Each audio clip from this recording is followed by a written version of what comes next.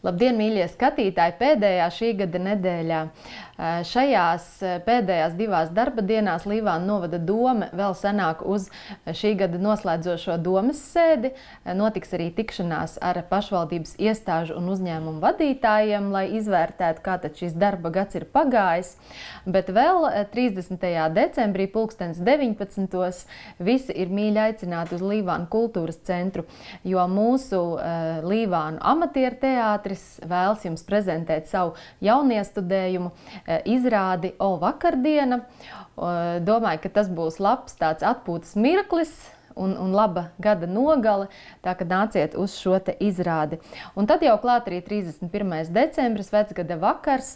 Šajā vakarā Katoļu baznīcā notiks arī pateicības dievkalpojums, tā sākums 18. Bet jau jaungada naktī, pusstundu pēc pusnakts, kā ierasts, līvānieši tiek aicināti pie lielās svētku egles.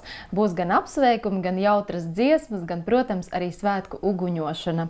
Un uzreiz pēc salūta kultūras centra zālē sāksies arī jaungada balle. Šeit jūs izklaidēs mūsu vietējā grupas Traume. Atgādināšu tikai to, ka iepriekš pārdošanā biļetes ir lētākas un notiek arī galdiņu rezervācija.